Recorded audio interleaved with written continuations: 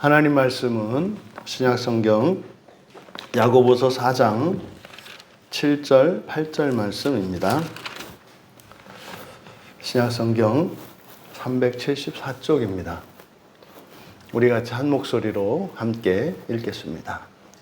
그런즉 너희는 하나님께 복종할지어다. 마귀를 대적하라. 그리하면 너희를 피하리라. 하나님을 가까이 하라. 그리하면 너희를 가까이 하시리라. 죄인들아 손을 깨끗이 하라. 두 마음을 품은 자들아 마음을 성결하게 하라. 아멘. 그러므로 해야 할 일이라는 제목으로 말씀의 은혜를 나누고자 합니다. 본문은 이제 바로 앞에 6절에서 밝힌 그러나 더욱 큰 은혜를 주시나니 하나님이 교만한 자를 물리치시고 겸손한 자에게 은혜를 주신다 하였느니라. 그래서 결국 이제 겸손한 자에게 주시는 더욱 큰 은혜. 그러니까 교만한 자 그리고 겸손한 자 모두 이것은 이제 신자를 대상으로 하는 것이고 예수 그리스도를 믿는 이들이고 구약으로 말하면 언약의 백성들 모두를 일컫는 말입니다. 그래서 언약의 백성 안에 교만한 자들이 있고 겸손한 자들이 있는 것이고 또 예수 그리스도를 믿는 그리스도인들 안에서도 교만한 자들이 있고 겸손한 자들이 있는 겁니다. 그러면 그들이 언약의 자손이기 때문에 언약의 복이 있고 은혜가 있죠. 또 그리스도인이기 때문에 그들이 교만하냐 겸손하냐와 상관없이 그들이 그리스도인이기 때문에 누리는 은혜가 약속이 되어 있습니다. 근데 이것은 변함이 없는 거죠. 그러니까 언약의 백성들에게 주신 언약의 약속들은 변함이 없어요. 그것은 사라지지 않습니다. 또 누군가가 예수 그리스도를 믿고 살아가는데 이렇게 교만한 자로 살아가고 겸손한 자라고 살아가는 것 사이에 이렇게 변함이 없는 일관된 하나님의 은혜가 있어요.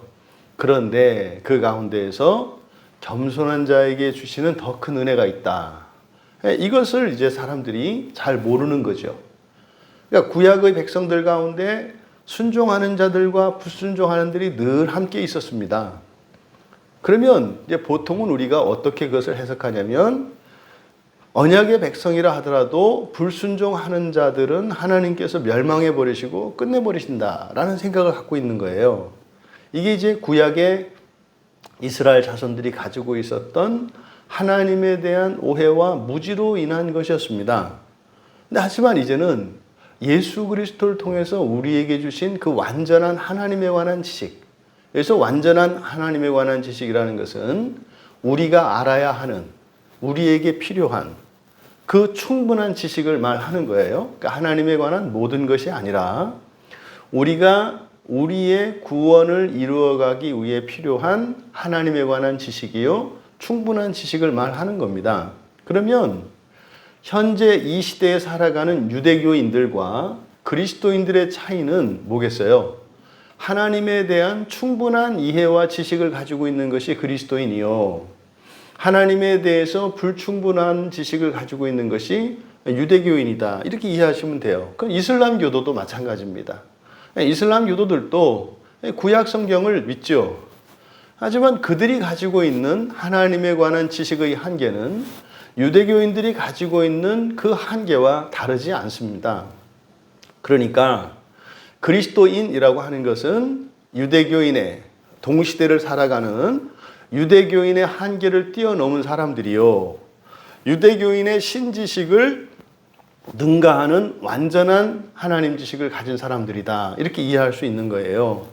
근데 문제는 이것이 2000년 교회의 역사 속에서 희한할 정도로 예수 그리스도께서 사도들을 통하여 우리에게 주셨던 구약의 성도들이 넘지 못했던 그 신지식과 하나님 나라에 대한 이 지식들을 자꾸 잊어버리는 거예요. 이것은 마치 구약의 이스라엘이 여호와 하나님의 이름을 가르쳐 주셨지만 그 이름을 부르지 않음으로써, 그 이름을 부르지 않은 동기는 인간적으로는 선한 동기였어요. 그러니까 왜 여호와 이름을 부르지 않았어요? 여호와 이름을 망령되이 일컫지 않고 지극히 높이기 위해서 부르지 않은 거예요. 근데 그것은 하나님께서 여호와의 이름을 가르쳐 주신 그 목적을 모르는 거죠. 그러니까 여호와의 이름을 부르면서 망령된 짓을 하면서 자기들이 망령되다라고 하는 것을 깨닫고 회개하면서 마침내 망령되지 않게 여호와의 이름을 부를 수 있도록 주신 거예요. 그러니까 거기에는 우리들의 죄가 드러나게 하는 율법적인 정죄하는 기능이 있어요. 근데 그것을 통해서 고치시려는 거잖아요. 근데 그것을 드러내지 않으면, 다시 말해서 죄를 범할 기회를 갖지 않으면 그 사람이 죄가 없는 사람이냐? 그렇지 않단 말이에요. 그렇지 않단 말이에요. 그러니까 율법의 정죄 기능은 그것이 우리를 괴롭고 힘든 것이 아니라 우리 안에 있는 이 죄들이 드러나도록, 감춰져 있는 허물이 드러나 표면화되고 인식될 수 있는 죄가 되게 해서 회개하고 하나님의 은혜가 지속적으로 필요한 존재인 것을 깨닫게 하기 위한 거예요. 그러니까요, 죄 있는 곳에 가지 않아요. 여러분 주변 친구 중에 예수를 믿지 않는 사람이 하나도 없고 또 이렇게 경건하지 않은 사람이 하나도 없다고 생각해 보세요. 그럼 여러분요, 그냥 그 부류 사람들에 속해서 그냥 따라서 살면 되는 거예요. 주일이 되면 다 교회 갈 거고요. 또 때가 되면 기도할 거고요. 그냥 가는 거죠. 그런데 만약에 여러분의 친구들, 함께 어우러져 살아가는 사람 가운데 불신자가 있고 또 불신자가 뭐 한두 명 있는 정도가 아니라 대다수 그런 사람들이면 어떻게 돼요? 아주 애를 써야 신앙생활을 할 수 있거든요. 그러니까요, 토요일 밤만 되면 전화 와서 주일에 골프 치러 가자고 그러고 단풍놀이 가자고 그러고 뭐 경비 다 되겠다고 그러고 뭐 비행기 퍼스트 클래스로 끊어놨으니까 그냥 너는 시간만 내면 된다고 그러고. 그러니까 주일에 교회 오는 일이 얼마나 힘들어요. 그런데요, 그러니까 그런 사람들을 싹 끊어버리고 정말 이렇게 신실한 그리스도인들만 주변에 두게 되면은, 내가 뭐 그런 일 하지 않는 것 같죠. 이게 무슨 말입니까? 그런 친구들이 하나도 없는 사람들은 유혹받을 일이 없어요. 그러니까 누군가가, 교회 안 나왔어. 왜 안 나왔냐니 골프 치러 갔다 왔대. 그러니까 뭐요? 정죄하는 거죠. 어떻게 주일날 예배를 안 드리고 골프 치러 가? 차이가 뭐예요? 그 사람은 모든 비용을 대신 내줄 친구가 있고요. 당신은 그 친구가 없는 것 뿐이에요. 골프장 가자는 사람이 없으니까 갈 생각을 안 하는 거지. 근데 그 사람은 맨날 그렇게 얘기를 하거든요. 그 차이거든요. 여러분, 죄가 자랑스러운 것은 아닙니다만 하나님의 모든 말씀이 우리들이 이 세상을 사는 동안 죄된 행위를 하지 말라고 말하는 게 아니잖아요. 우리 안에 있는 이런 약점이 무엇인지, 그리고 하나님 자녀 되기 위해서는 절대적으로 하나님께 의존적인 존재라는 것을 깨닫기 위해서 주시는 거거든요. 여러분, 이런 구약의 이스라엘 사람들이 범했던 실수를 오늘날 기독교인들이 해요. 그러니까 어디 가지 마라, 누구 만나지 마라, 뭐 하지 마라. 어떤 행위, 악한 행위를 하지 않는 것, 그것이 말입니다, 자발적이고 본성적이 아닌 것일 때에는 죽고 난 뒤에 하나님의 심판 앞에 설 때 하나도 다르지 않아요.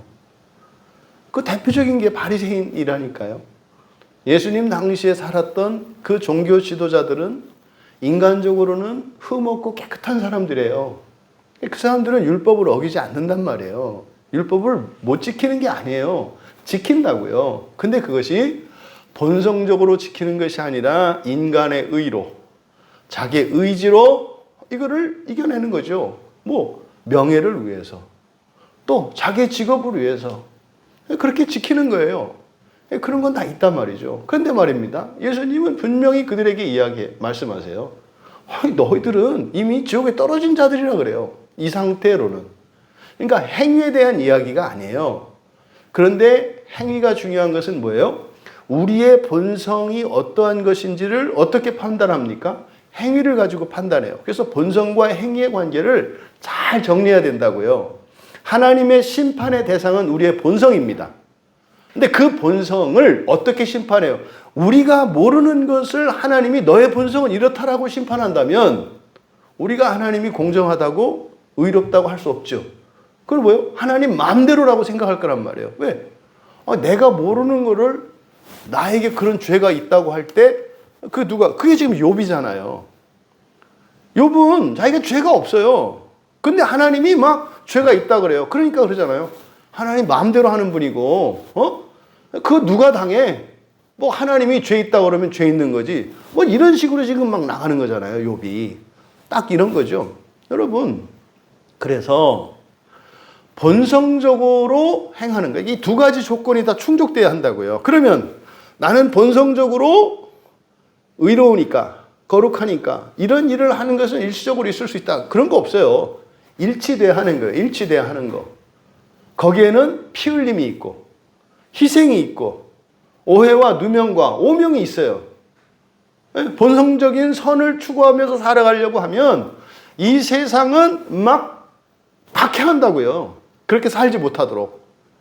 비록 네가 마음속으로는 거룩해졌을지라도 겉으로는 세상과 타협하면서 적당히 살고 가서 눈물 한 번 흘리고 회개하면서 절대로 네 행실이나 삶은 바꾸지 마. 하지만 성령께서 내 마음을 바꿔주시는 내 안에 일어나는 그런 변화들, 그것만으로 만족하면서 살아라고 하는 요구가 있어요. 또 한편으로는요. 그러니까 세상에서는 그렇게 요구를 하고 교회에 오면 어떻게 해요? 이제 반대로 마음은 상관이 없으니까 겉으로 거룩한 척하고 살아 이렇게 가르친단 말이에요. 그러니까 또 다른 세상이에요. 진정한 교회에서는요. 마음도 거룩하게 하고 삶도 거룩하게 하라는 것이 교회에서 가르치는, 성경이 가르치는 바예요. 왜요? 심판 때문에 그래요. 심판 때문에. 이 세상살이가 아니에요. 심판 때문에 그래요. 심판 때문에. 그래서 이 시대를 살아가는 그리스도인들의 이런 삶의 양상과 교회의 되어지는 모습들을 보면 너무나 똑같이 반복되고 있는 걸 봐요. 구약의 이스라엘들이 무너졌던 것이나 예수님 당시에 그 종교 지도자들에 대해서 예수님이 지적하시고 훈계하셨던 그 말씀들이나 또 초대교회 때 이제 사도들이 사역을 하면서 교회를 세웠을 때 교회 안에서 일어나는 일들이나 또 2000년 교회의 역사 속에서 과거 중세교회에서 있었던 이런 일들이나 또 오늘날 이 개신교회 안에서 일어나는 일은 너무나 똑같이 반복하고 있어요. 이게 왜 그래요? 사실은 성경에 대해서 성경이 말씀하는 바 시작과 끝이 무엇인지 모르고요. 우리가 왜 신앙생활을 해야 되는지 목적의식이 불분명하기 때문에 그래요. 부디 지금 주시는 이 말씀, 지금 야고보서에 우리가 야고보서를 살펴보면서 깨달았던 게 뭐였습니까? 그동안 일반적으로 야고보서에 대한 이해가 그냥 파편적이고 조각나 있는 그런 잠언과 같은 말씀들이다라고 하는 것이 공통적인 견해였는데 이번에 우리가 성경을 들여다보면서 보니까 그게 아니라 아주 일관된 하나의 주제를 이야기하고 있더라. 결국은요, 지금 신약성경의 서신서들을 하나하나 살펴보면서 느끼는 게 뭐냐면 전부 다 하나님 나라와 부활에 대해서 이야기하고 있다는 거예요. 전부 하나님 나라와 부활에 대해서 이야기하고 있는데 하나님 나라와 부활에 대한 오해를 가지고 있으니까 성경이 보이지가 않는 거예요. 부활이 뭔지, 하나님의 나라가 뭔지 이거를 완전히 곡해하고 있으니까 성경이 읽히는 게 아니죠. 무슨 말인지 못 알아듣는 거예요. 그렇지 않습니까? 너무 얘기가 길어집니다. 어쨌든 더욱 큰 은혜, 그러니까 그리스도인 안에도 은혜를 받는 사람과 더 큰 은혜를 받는 사람이 있다는 거.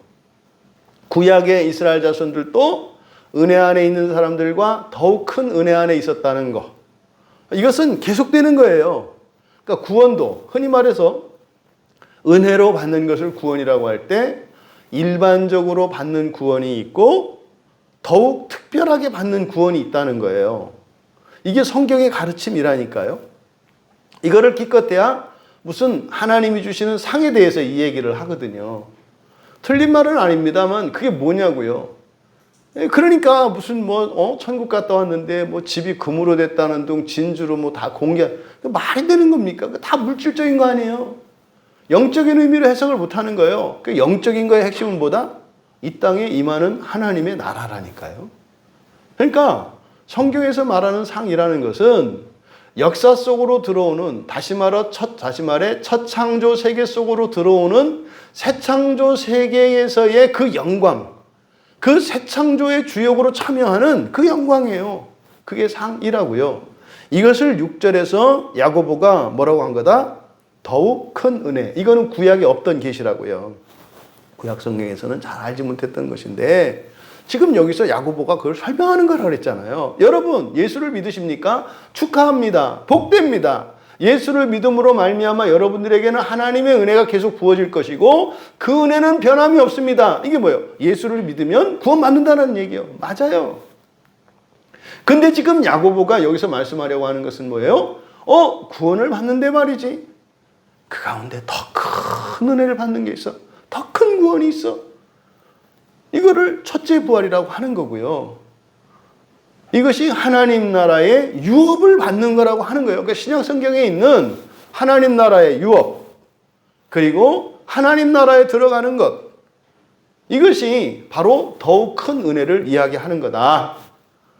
그러니까 우리가 예수를 믿되 열심히 잘 해야 될 필요가 있어요, 없어요? 있어요. 여기서 더욱 큰 은혜라는 것은요, 뭐 2배, 3배 이 정도가 아니에요.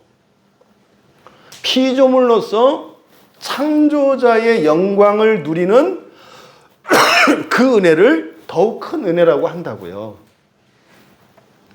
우리 광야교회에서 함께 신앙생활했던 모든 이들은 더욱 큰 은혜를 받을 수 있기를 바랍니다.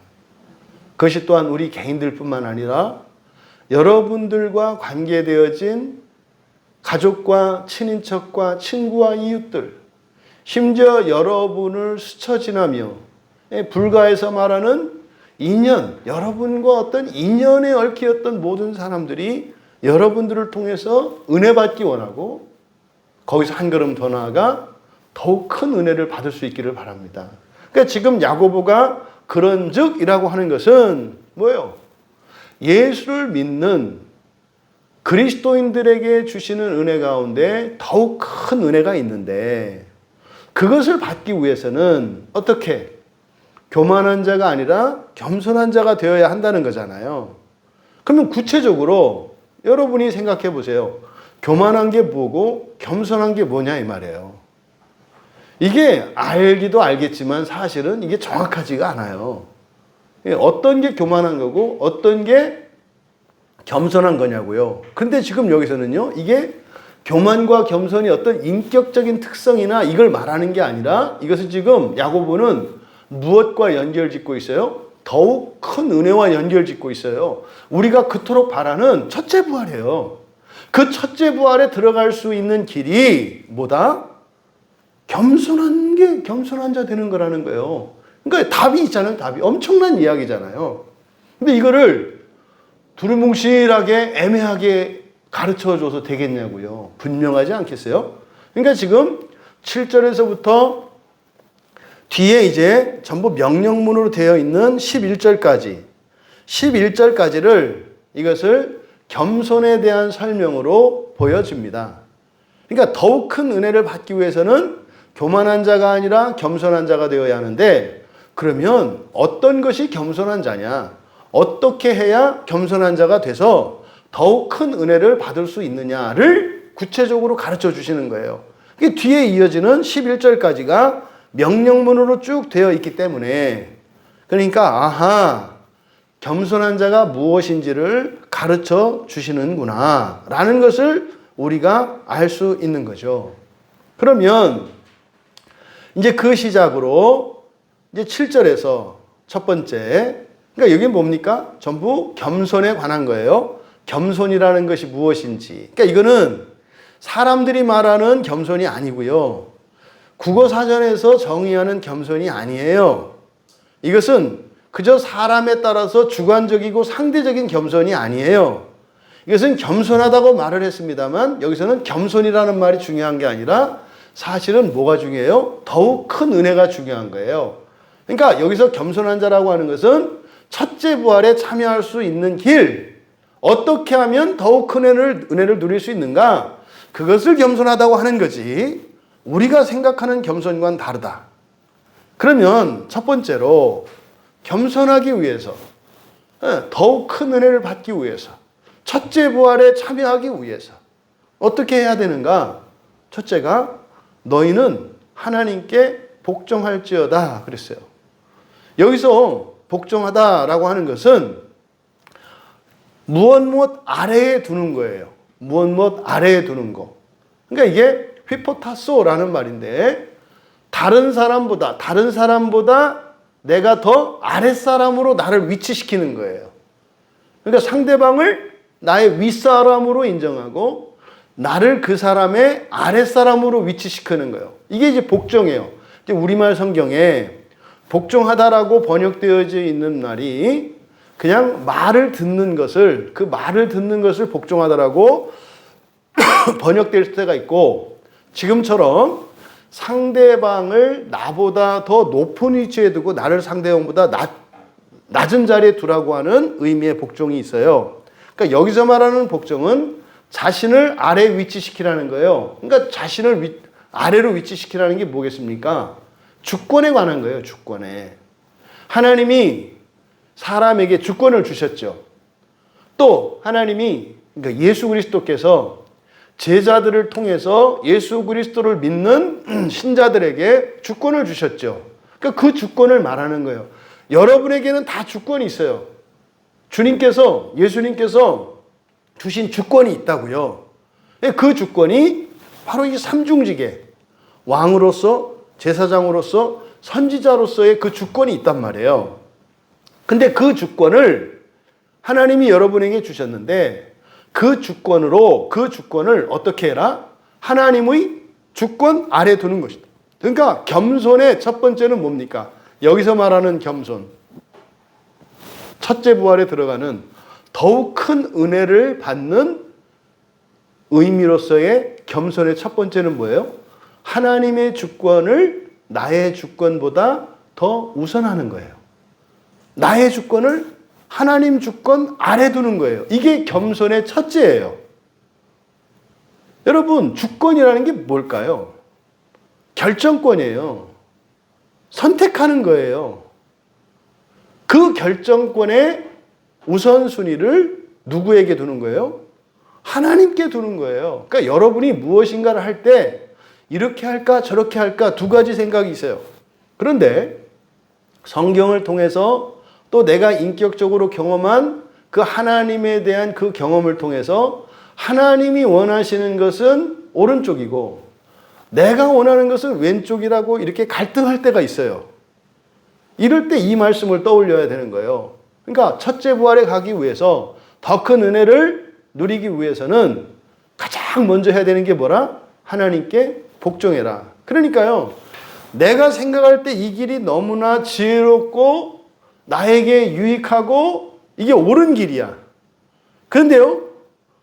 울며 겨자 먹는 식으로 가라는 거예요. 이 복종은 막 기꺼워하고 이러는 게 아니에요. 결정권, 주권에 대한 이야기예요. 이게 겸손의 첫 번째입니다. 그러면 주님이 주신 주권으로, 그러니까 우리에게 주권을 주셨으니까 우리는 우리 마음대로 살 수 있죠. 마음대로 살 수 있다고요. 마음대로 살 수 있도록 주신 그 주권으로 오히려 스스로를 주님 밑에 두는 거예요. 이건 종이 아니에요. 종은 주인의 말을 들어야 할 의무가 있어요. 근데 주권자에게는요, 자유인에게는요, 누구의 말을 들어야 할 의무는 없어요. 그러니까 겉으로는 그 말을 하나님의 말씀을 듣는 것 같고 따라서 복종하는 것 같은 일이 이게 눈으로 봐서는 표시가 안 나요. 근데 어떤 사람은 노예적으로 하는 사람이 있고 어떤 사람은 자유적으로 하는 사람이 있다 이 말이에요. 그러니까 이 겸손이라는 것은 뭡니까? 자기의 자유로 하나님의 주권에 복종하는 거, 이것을 겸손이라고 한다 이 말이에요. 그러니까요, 여러분들이 이 예배를 안 나오면 안 되니까 나오는 것이 아니라 그건 종이죠. 그건 노예죠. 안 나올 수 있는데 나오는 거라니까요. 그러니까요, 자유인으로서 여러분의 주권적인 행위이죠. 그러니까요, 영광스러운 거예요. 왜요? 세상의 대부분의 사람들은 여기에 나올 수 있는 힘과 주권이 없어요. 또 그 가운데에서 예수를 믿은 사람들은 나올 수 있는 주권을 가졌음에도 불구하고 못 나와요. 그걸 뭐예요? 복종하지 않는 거예요. 이거를 지금 야고보는 교만하기 때문이라고 말하는 거예요. 하나님께 복종하지 않는 것, 다시 말해서 자기의 주권을 하나님 주권 아래 두지 않는 것, 이것을 교만이라고 얘기하는 거예요. 여러분, 주님의 주권을 높인다는 게 그럼 뭘까요? 결과적으로 주님의 주권을 우리가 어떻게 알아요? 감일까요? 이렇게 해서 하나님이 뭘 원하실까? 그러니까 막 이렇게 땡겨 이렇게. 그러고 나서 이게 성령이 감동하셨나 봐. 그래가지고 뭐 이렇게 하라고 한다고. 그럴 수도 있지만 그거 아닐 수도 있어요. 그런 악한 영도 그럴 수 있거든요. 악한 영도. 그러니까요, 정확한 기준이 뭐겠어요? 성경이에요. 그러니까요, 성경만 사람들에게서, 교회에서 성경만 뺏으면 끝나는 거예요. 교회에서 성경만 뺏으면요, 뭐 교회가 됐든 뭐가 됐든 상관이 없어요. 왜요? 어차피 지들끼리 치고받고 싸우고 난리치고 분열하고 온갖 죄와 악한 일들을 할 거니까. 왜? 절대적인 기준만 없애면은요, 다 제 소견에 오른 대로 구약의 사사기와 같은 상황이 될 거거든요. 그러니까요, 상관없어요. 교회 많으면 어때요? 상관없어요. 성경만 뺏으면 돼요. 그러니까요, 지금까지 교회 역사 속에서 일어나는 영적인 전쟁의 핵심은 뭐예요? 성경이에요. 중세 천년의 로마 교회가 했던 일이 뭐예요? 중세 천년의 로마 교회를 통해서 마귀가 역사했던 게 뭐예요? 성경을 덮어놓은 거예요. 성경을 덮어놓고 일부 소수의 사제들에게만 성경을 볼 수 있도록 제도적인 장치를 만들어. 그래서요, 사제들로 하여금 그 성경으로 인해서 성도들을 구원하는 게 아니라 자기네들의 특권적 지위를 유지하기 위한 정욕의 도구로 쓰게 만든 거예요. 그러니까 성경을 마음대로 자의적으로 해석을 해도 아무도 알아들을 수 없고 이의제기하지 못하도록 만드는 거예요. 성경을 볼 수 없으니까. 그게 중세 천년에 일어난 사건이라니까요. 그래서 종교개혁자들이 들고 일어난 게 뭐예요? 성경이 없으면 이렇게 되는 거구나. 이거를 천년의 교회 역사를 통해서 깨달은 거고, 하나님께서 거룩한 자들을 택하셔서 그것을 그들로 하여금 들춰내게 하신 거예요. 종교개혁은 딱 하나예요. 무슨 이 성경의 해석이 어떻고, 무슨 주의가 어떻고, 무슨 구원론이 어떻고, 이게 아니라 종교개혁의 핵심은 뭐예요? 기독교의 절대적이고 유일한 절대 진리인 성경을 기준으로 해야 한다. 이게 종교개혁. 복잡하지 않아요. 그러니까요, 교리적으로 좀 다른 견해를 가졌던 루터나 칼빈이나 쯔빙글리나 이 사람들이 대표적인 그 종교개혁자들의 다른 견해를 가진 사람들이에요. 상관이 없어요. 근데 이 세 사람이 공통적이었던 것은 뭐예요? 성경 회복이에요, 성경. 그리고요, 그 성경을 이렇게 다르게 해석하는 건 문제가 안 돼요. 왜요? 잘못 해석한 것은 성경이 바로 잡아줄 거거든요. 그래서 결국은 만나게 되어 있어요. 그런데 성경이 종교개혁의 핵심인데, 오늘날 종교개혁의 후예라고 자처하는 이 개신교회들이 성경을 버리고 사람들에게 줄 대는 일이 일어났어요. 이게 기가 막힌 일이죠. 여러분, 결국 하나님께 복종하라고 하는 이 말씀의 핵심은 뭐예요? 오직 성경이에요. 이거를 종교개혁자들이 외친 솔라 스크립투라. 아니, 이거 하나 깨닫는 게 그렇게 어려웠나요? 이거 하나를 그렇게 가지고 종교 개혁하는데 1000년이라는 시간이 걸려야 했나요? 이미 성경에 써 있었잖아요. 이미 야고보서에 이렇게 써 있잖아요. 뿐만이 아니죠. 곳곳에 써 있죠. 그래서 하나님께 복종하라고 하는 것은 결국 뭐에 대한 얘기다? 성경. 성경을 모든 지식과 모든 법의 절대적인 권위에 둬라. 이것이 겸손의 핵심이에요. 그러면 오늘날 볼까요? 이 세상이 어떤 세상이에요? 그러면 교만한 세상인 거예요. 교만한 세상인 거예요. 그러면은요, 야고보의 말씀에 따르면요, 더욱 큰 은혜는 없어요. 더욱 큰 은혜가 없어요. 그러면 그것은 무슨 의미예요? 지옥을 피할 길이 없어요. 이거는 구원받지 못한다는 얘기가 아니에요. 그 얘기가 아니에요. 더욱 큰 은혜가 없다는 것은 은혜가 없다는 것을 의미하지 않아요. 그러니까 가장 영광스럽고 가장 복되며 하나님께서 가장 기뻐하시는 그 구원의 길을 더욱 큰 은혜라고 하는 거예요. 그러니까 여러분, 이것은 무슨 현재 교회의 어떤 경향성들이나 이 시대의 조류만을 가지고 이렇게 비판할 것이 아니라 우리 자신에게 적용해야 해요. 그럼 과연 우리가 일상을 살아갈 때 어떤 것을 결정할 때 그대로 하느냐 안 하느냐, 이건 다음 문제예요. 절대적인 기준과 최우선적인 원칙을 하나님의 말씀인 성경으로 두느냐 두지 않느냐. 만약에 그렇다면 성경을 절대적인 권위로 둔다면 그 사람은 어떤 사람이에요? 겸손한 사람이에요. 그렇게 못 산다 하더라도 성경대로 살아야 한다 라고 하는 생각을 가지고 있는 사람을 겸손한 사람이라고 한다 이 말이에요. 근데 겸손한 사람이라 하더라도 또 순종하는 것은 또 다른 문제라니까요. 그래서 뒤에 있는 얘기들을 보면 그렇게 겸손한 사람이 되었다 할지라도 겸손하게 사는 것은 또 다른 문제예요. 이거를 자세히 지금 설명하고 있거든요. 첫 번째, 겸손의 첫째는 뭐다? 성경 말씀을 절대적이고 유일한 권위로 두라. 그렇게 하면 더욱 큰 은혜, 첫째 부활에 참여하게 된다. 어려워요? 안 어려워요? 안 어려워요. 분명하잖아요. 두 번째로 마귀를 대적하라. 이제 그러나 그래 돼 있어요. 우리말 성경에는 접속사가 생략되어 있습니다만 그러나 마귀를 대적하라. 그러니까 바로 앞에서 하나님께 복종하라. 그러나 마귀에게 대적하라 이렇게 됐으니까 마귀가 하는 일이 뭐겠어요? 복종하지 못하게 하는 일이라는 암시를 우리가 알 수 있잖아요. 그러니까 마귀 편에 서면 안 돼. 그러니까 마귀가 하는 일은 뭐예요? 하나님께 복종하지 못하게 하는 일이에요. 그래서 말씀드렸잖아요.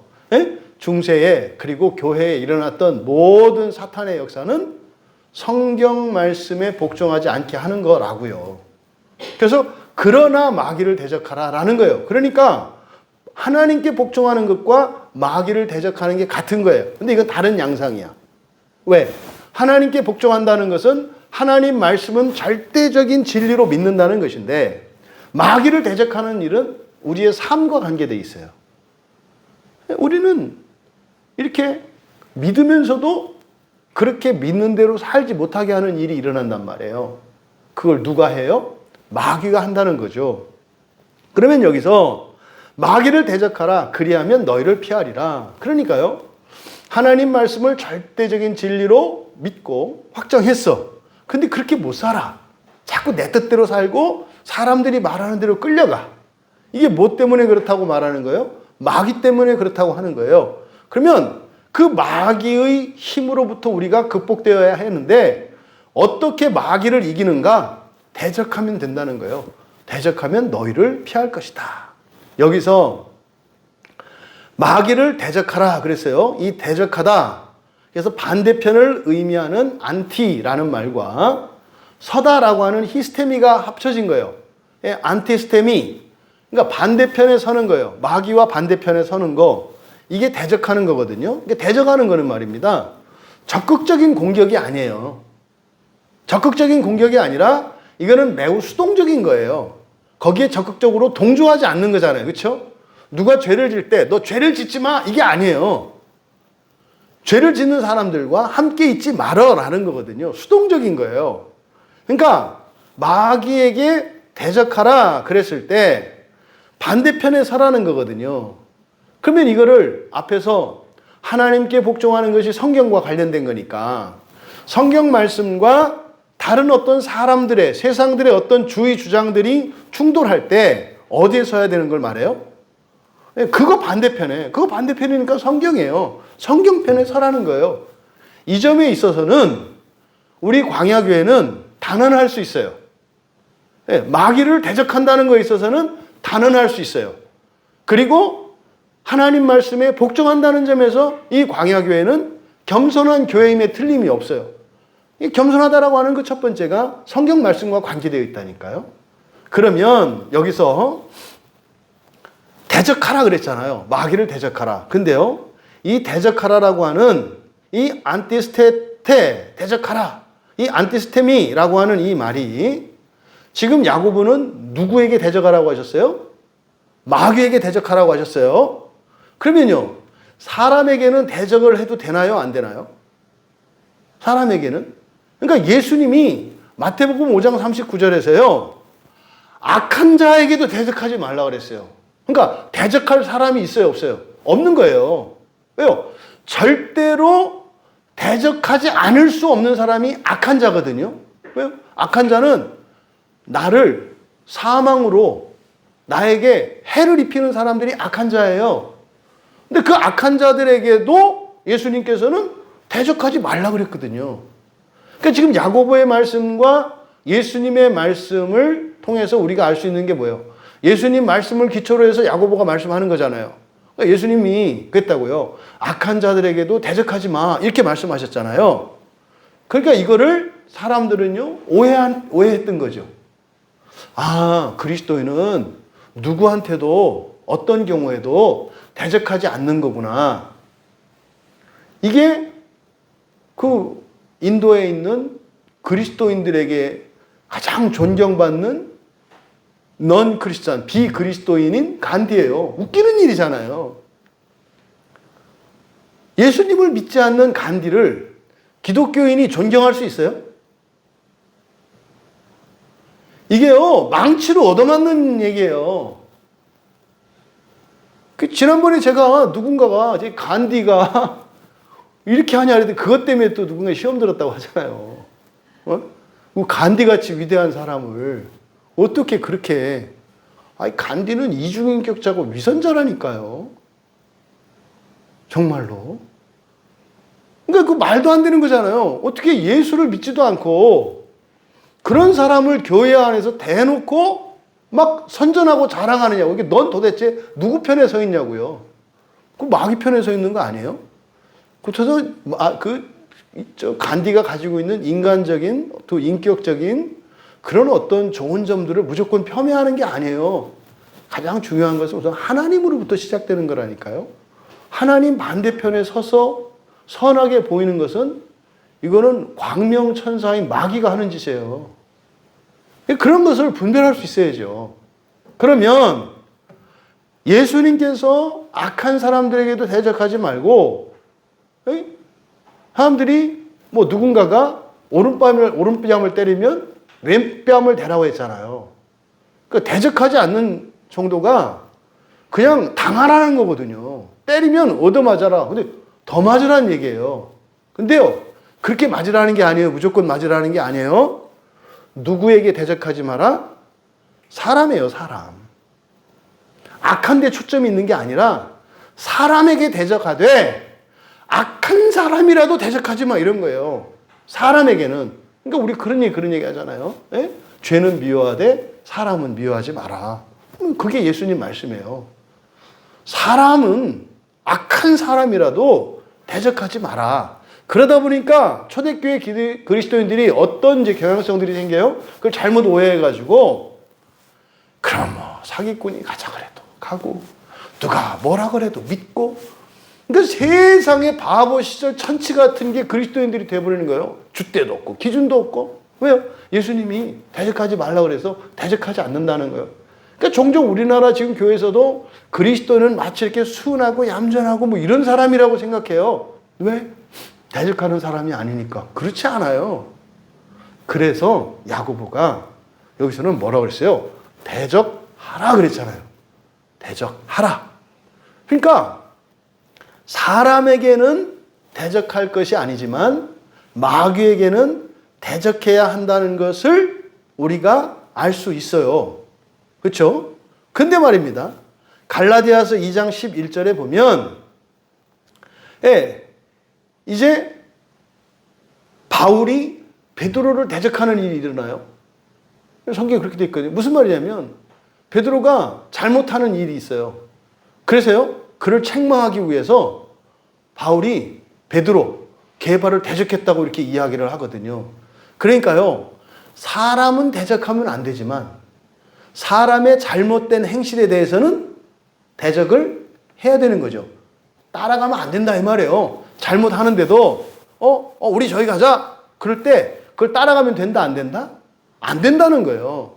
어떤 행위에 대해서는. 그러면 사람들의, 여기서 사람은 그리스도인을 말해요. 그리스도인들의 잘못된 행실들은 누가 일으키는 거다?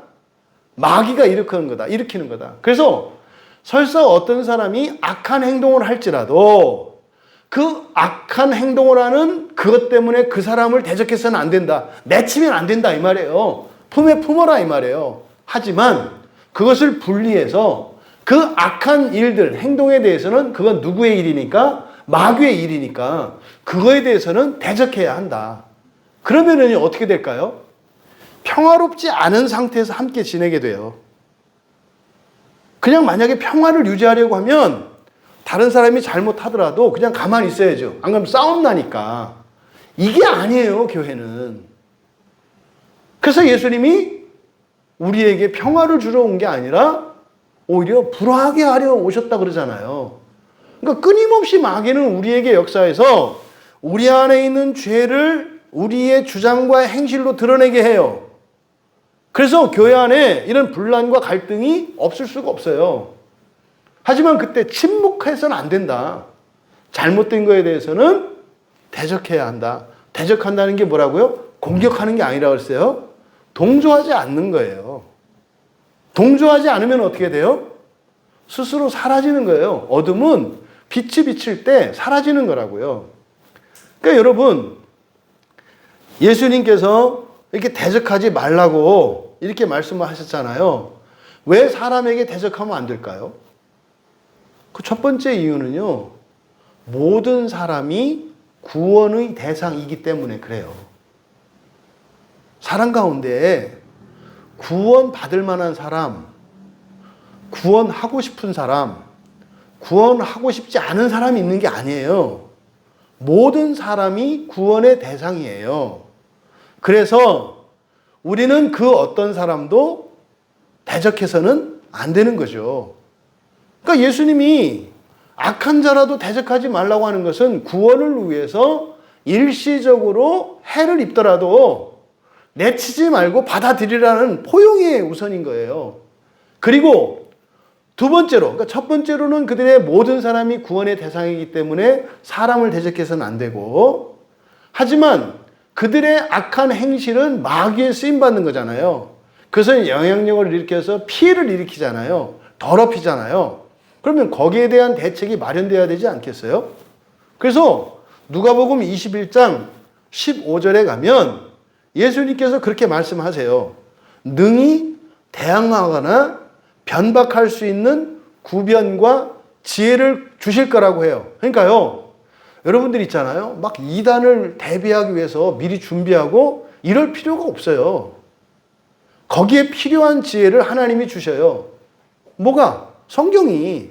그러니까요, 이런 잘못된 가르침이나 이런 것들은 공부해서 뭐가 잘못되는지 아는 게 아니에요. 이건 학자들이 하는 일이고, 신자들은요, 성경 말씀을 바로 알아가면은요, 몰랐던 말을 내가 할 수가 있어요. 그게 지금 예수님이 21장 15절에서 누가복음 21장 15절에서 말씀한 거예요. 능히 대항하거나 변박할 수 있는 구변과 지혜를 주신다. 그러니까요, 내가 말하고도 놀란다니까요. 너무 멋있어. 내가 어떻게 이런 얘기를 해? 하면서 돌아오면서요, 흐뭇해 하는 거예요. 야, 내가 되게 똑똑한 사람인 것 같다. 그쵸, 똑똑하게 되죠. 누수가 열리면 그렇게 돼요. 하나님의 말씀이 그런 거예요. 그러니까요, 하나님이 악한 자들을 대적하지 말라고 할 때는, 이게 그런 의미구나. 그러니까요, 그들의 악한 행실로 인해서 피해를 보지 않고 능히 그것을 이길 수 있는 힘을 줘. 그래서 그 악한 행동 때문에 내가 더 지혜롭게 되는 거 아니에요. 그렇잖아요. 더 큰 악을 이길 수 있는 힘을 주시니까. 그러니까 결과적으로는 나에게 유익이 되잖아요. 또 비록 악한 행실을 하고 있는 사람이라 할지라도 그 사람도 하나님이 버리지 않으시고 구원하실 거기 때문에 그 사람들을 내쫓으면 안 된다 이 말이에요. 그럼 보세요. 교회 역사 속에서 일어난 일들이 얼마나 잘못됐나. 성경과 다르잖아요. 뭐다 해서 정죄해서 막 갈라내고 하는 일이 성경의 가르침과 정반대되잖아요. 이게 뭐예요? 아, 교회가 은혜만 알았지 더욱 큰 은혜를 모르고 있었구나. 더욱 큰 은혜를 누리는 일은 은혜 이상, 다시 말해서 예수를 믿는다고 하는 신앙 고백이나 기본적인 세례의 이런 성례를 통한 이런 은혜, 그것을 능가하는 어떤 다른 거예요. 거기에는 어느 정도예요? 오히려 내가 손해를 보고 피해를 당하는 것 같은 상황도 두려워하지 않고 가는 거예요. 왜요? 거기에는 주님의 약속이 있으니까. 그러니까 여러분, 여기서 마귀를 대적하라. 그리하면 너희를 피하리라. 그럼 마귀를 어떻게 이기는지 가르쳐주는 말씀이고, 또 예수님의 말씀과 다른 곳에 있는 이 대적하는 것과 관련되었을 때 우리가 정확하게 그 의미를 알 수 있다는 거죠. 그러니까요, 사람을 대적하지 말고 사람들의 악한 행실들이나 말이나 이거에 대해서는 동조하지 마라. 이게 대적하는 거예요. 동조하지 마라. 그러면은 너는 바른 길을 가라. 바른 편에 서 있어라. 그러면 어떻게 돼요? 그들이 해를 끼치려고 막 공격을 할 때 그걸 이길 힘을 주셔. 그래서 오히려 그들의 악을 없애고 그들이 이 안으로 들어오게 되는 일들이 일어나는 거예요. 이게 교회에서 일어나는 구원의 원리인 거죠. 이게 달아날 것이다 그랬어요. 여기서 달아나다라고 되어 있습니다만 수동형을 쓰고 있거든요. 퓨고, 이게 달아나다라는 말인데 수동형이에요. 그러니까 너희들로부터 쫓겨가게 될 것이다. 그러니까 너희를 피하리라가 아니에요. 쫓겨가게 될 것이다요. 그러니까 지는 거죠. 안 되는 거예요. 예? 어둠이 빛을 이길 수 없잖아요. 그 이야기를 하는 거예요. 그러니까 악은 아무리 발광을 해도 선을 이길 수가 없어요. 그런데 악이 물러가기까지 그때 생겨나는 고통과 여러 가지 피해들이 있어요. 근데 그것으로 어떤 일이 일어나요? 구원하는 일들이 일어나요. 그래서 마침내 그 악이 물러 쫓겨갔을 때 그때 어떤 일이 일어나요? 오히려 그들이 해를 끼치려 하고 있던 이들에게 또 그들로 인해서 고통을 당했던 이들에게 더욱 큰 은혜가 임하고 구원의 역사가 일어나는 것임을 알아요. 그러니까 우리가 불편하고 불행하고 고생스럽고 고난 이거를 피하면 안 돼요. 예? 이거 피하면 안 돼요. 일부러 찾아갈 것도 아닙니다만 피할 것도 아니에요. 그래서 그 마귀를 대적하면 그것들이 쫓겨가게 될 것이다. 그러니까 왜 수동태겠어요? 거기에는 주님의 주권이 있는 거죠. 주님께서 하시겠다는 약속이죠. 너희들이 내 편에만 서면 내가 쫓아낼게. 근데 여기다가 내가 그렇게 하겠다, 이기겠다 이렇게 말하지 않으시고 왜요? 그때 우리에게 보이는 것은 마귀가 보이잖아요. 그러니까 그들이 쫓겨가게 될 것이다. 여러분이 여러분 가족들이나 여러분 주변에 있는 어떤 사람들의 죄와 허물로 인해서 고통을 겪어요. 어떻게 고쳐지는지를 가르쳐 주시는 거예요. 그 사람을 대적하지는 마라. 그 사람을 대적하지는 마라. 네? 하지만 그 행실들에 대해서는 대적해라. 그게 뭐예요? 마귀를 대적하는 거잖아요. 대적한다는 것은 뭐예요? 못하게 하고 잔소리하고 벌 주고 이게 아니에요. 바른 길을 보여주는 거예요. 예? 난장판을 쳐도 예배 가고요. 난장판을 쳐도 말씀을 듣고 은혜 받고 기도하고요. 예? 욕하고 저주를 해도 그를 위해서 기도하고 축복하고 믿는다고 사랑한다고 고백하는 거예요. 그 사람과 상관없어요. 왜? 우리가 믿고 사랑하는 이유가 뭡니까? 예수 그리스도시잖아요. 그러니까 그 사람이 어떤 행동을 하고 어떤 악한 행실을 하고 나를 괴롭히는 거하고 그것도 사실은 그 사람과 상관이 없어요. 그건 누구 짓이에요? 마귀의 짓이라고요. 그러면 마귀에 의해서 지배당하고 있는 그 사람과 예수 그리스도로 말미암아서 더욱 큰 은혜를 받고 있는 나와의 삶이 대조되는 거예요. 그 사람은 그 사람대로 마귀의 행실대로 마귀가 옳다고 여기는 대로 하는 거예요. 못된 말, 못된 행동을 한단 말이에요. 그 사람의 말이 아니에요. 그럼 우리는 그거에 대해서 조목조목 따지고 반박하는 게 아니라 그 편에 서지 않는 거. 그 편에 서지 않는 거.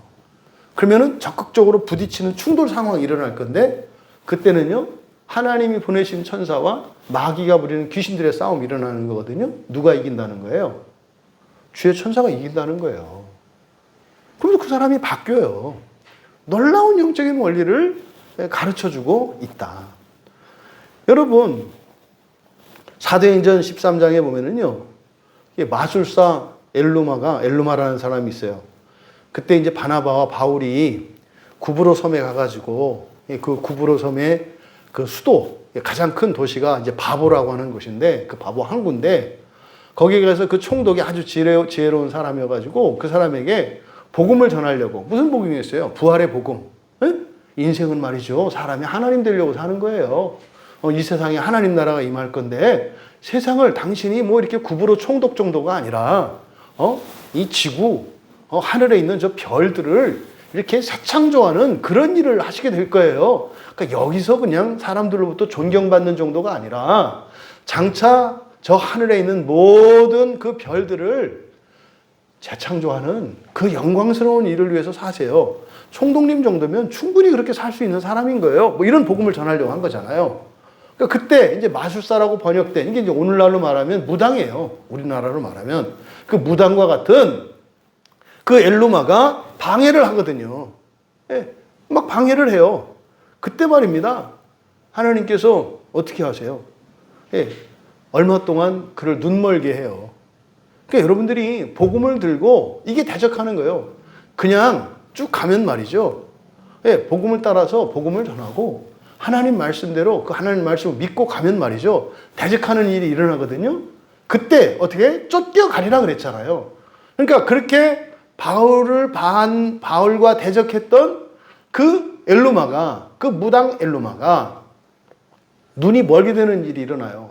근데 거기 보면은 얼마 동안만 눈 멀었다 그래요.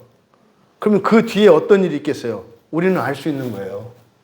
엘루마가 회개하고 돌아왔겠죠. 그러니까 얼마 동안이라고 한 거예요.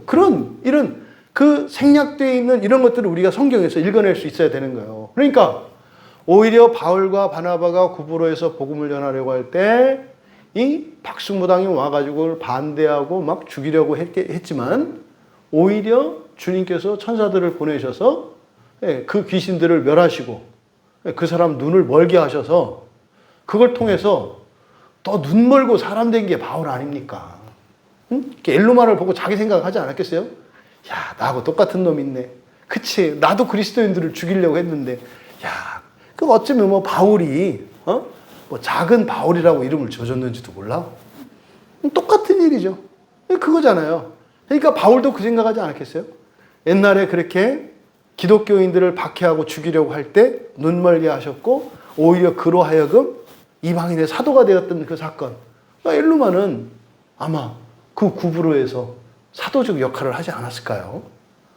뭐 이거는 미루어지면 무슨 전승을 찾아보면 뭐 그런 증거가 나올 거라는 생각을 갖게 되죠. 여러분, 마귀가 아니라 사람을 대적하기 쉬워요, 우리는. 그런데 나쁜 행실이 아니라 그 사람을 대적하기가 쉽다고요. 우리는 그 사람의 행실을 대적해야 하는 것이지 사람을 대적해서는 안 돼요. 그런데 여기서 말씀하는 거죠. 너희들이 더 큰 은혜를 원한다면, 지옥에 가지 않고 첫째 부활에 참여하기를 원한다면, 이게 뭐예요? 교만하지 않고 겸손하기를 원한다면 뭐 해라? 사람을 대적할 게 아니라 사람의 악한 행실을 대적해라. 이게 마귀를 대적하는 거다. 그래서요, 교만하면 사람을 대적하겠고, 무슨 말이에요? 뭐 그냥 쭉쭉 갈라버리겠죠. 뭐 저건 아니야, 저건 나하고 안 맞아, 이 사람은 아니야, 상종할 인간이 아니야, 뭐 이렇게 하겠죠. 저건 내쫓아버렸으면 좋겠어. 이게 뭐예요? 이게 교만한 증거예요. 그래서 교만한 증거라는 건 무슨 말이에요? 예, 지옥에 당첨되신 것을 축하받는다는 얘기죠. 그러니까 여러분, 인간적으로 그래야 될 이유가 전혀 없어요. 너무 괴롭고 힘든 일이라니까요. 근데요, 그러함에도 참고 해야 되는 일이 뭐예요? 지옥은 그에 비할 바가 아니거든요. 또 반대로 겸손하여서 낙원에 들어가는 일은 말입니다. 그 사람을 내쫓아서 누리는, 또 그 사람과 관계를 끊음으로써 누리는 평화나 일시적인 안정감, 그것을 능가하는 거예요. 그래서 우리가 그렇게 살아야 하는 거죠. 근데 마지막 때가 되면 말이죠. 마귀의 관계를 능히 대적하기 위해서는 이제 에베소서 6장에 가면 전신갑주를 입어야 된다고 얘기한다고요. 적극적으로 맞붙어서 싸워야 되는 때가 와요. 그 전신갑주를 입어야 된다. 이제 그것은 이제 뒤에 가서 논의할 얘기고, 또 베드로전서 5장 9절에 가면 믿음을 굳게 해서 마귀를 대적하라고 그래요. 그러니까 구체적으로. 그러니까 마귀를 대적하려면 어떻게 해라? 믿음을 굳게 해라. 그때 믿음이 뭐겠어요? 믿습니다의 이 자기 확신이 아닌 거예요. 베드로가 얘기했던 믿음은 뭐예요? 성경을 말하는 거죠. 성경 말씀을 말하는 거였구나. 이렇게 우리가 이어서 연결지어서 이해할 수 있죠. 세 번째, 하나님을 가까이 하라. 이제 8절에 세 번째로 교만하지 않고 겸손하게 되는 세 번째, 하나님을 가까이 하라. 그리하면 너희를 가까이 하시리라. 1차적으로 여기에서 문자적으로 얻을 수 있는 지혜가 뭡니까? 우리가 가까이 하면 하나님도 가까이 하신다는 거예요. 인과적이죠. 가까이 하시면 가까이 하신다는 거예요. 이거를 잊으시면 안 돼요. 가까이 하는 자에게 가까이 하시지, 가까이 하지 않는 자에게 가까이 하지 않는 법이 없어요. 잊지 마세요. 그러니까 누군가가 나에게 먼저 가까이 다가오기를 원하는 것은, 그거는 이제 예수 믿기 이전에 죽은 자의 상태에 있던 사람들이에요. 우리가 찾아가서요, 사정하고 이렇게 엉덩이 긁어주고 이렇게 하는 거는 언제적이에요? 예수 믿기 이전에요. 그러니까 불신자의 상태에 있을 때 하는 일이에요. 그런데요, 일단 예수를 믿고 들어오면 그 사람에게는 주권이 지어져요. 그러면 그때부터는 이 사람이 어떻게 해야 돼요? 자기가 스스로 가까이 가려고 해야 해요. 그러면 하나님이 가까이 하신다는 거예요. 잊지 마세요. 오늘 여러분들이 교회 나오신 거 주님께 가까이 하신 거죠.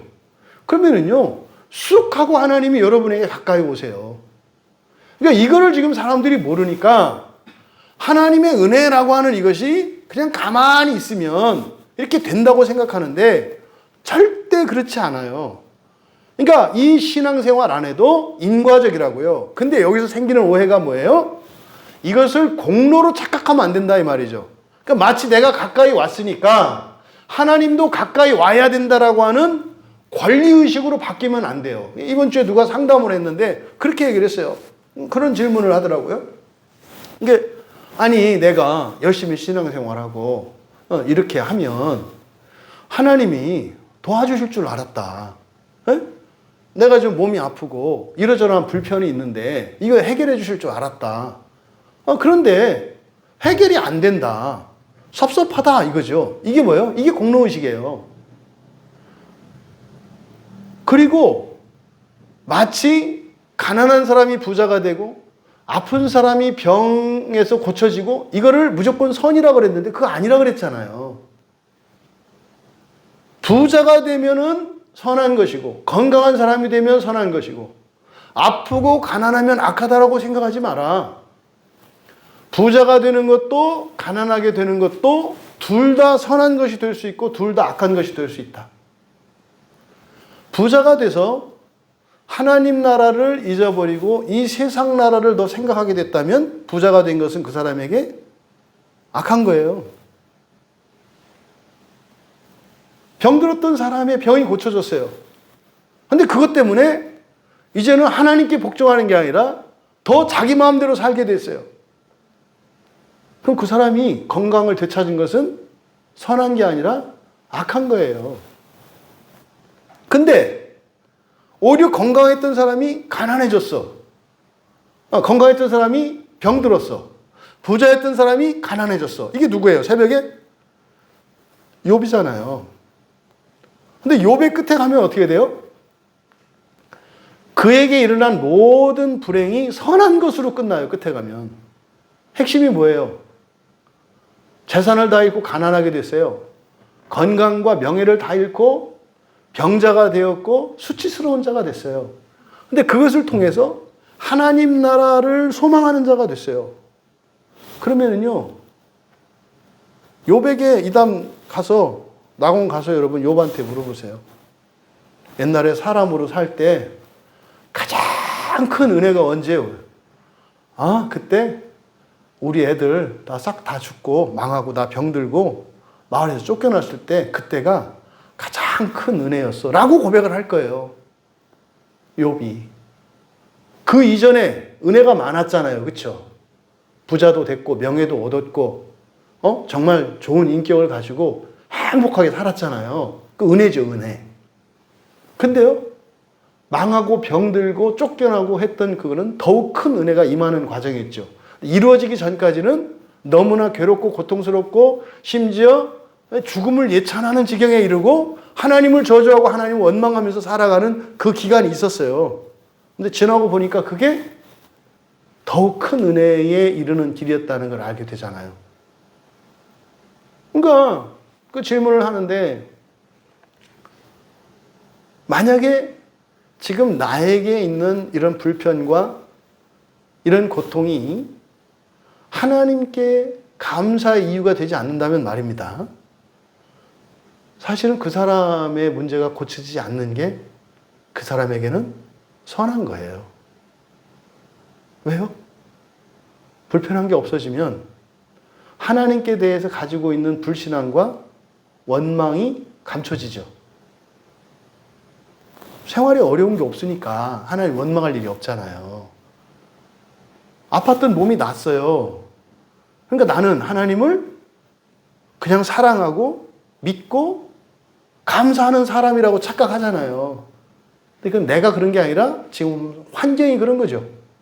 그러니까 감사하는 사람이라면 망했으면 망해서 감사하고요. 흥했으면 흥해서 감사하는 거예요. 근데 사람들은 그러죠. 이 병만 고쳐지면 내가 감사할 수 있다 그래요.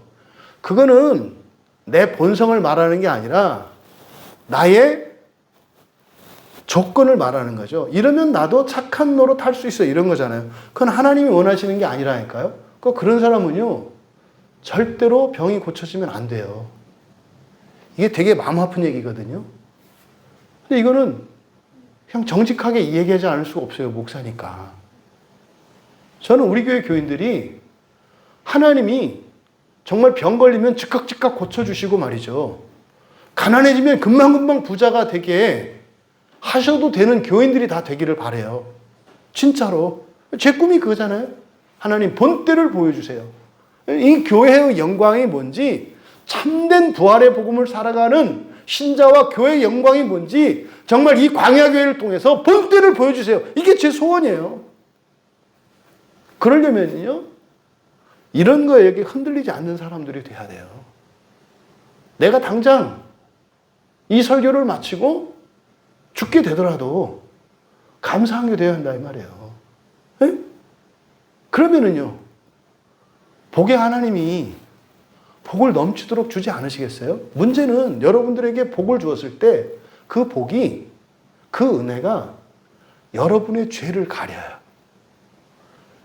그러니까 여러분들이 복을 주어도 그 죄를 가리지 않고 그것을 인식할 수 있으면 여러분들은 그냥 물 붓듯이 주어도 되는 사람들이에요. 응? 그래서요, 건강하고 부자로 명예롭게 존귀하게 살 수 있는 방법이 있어요.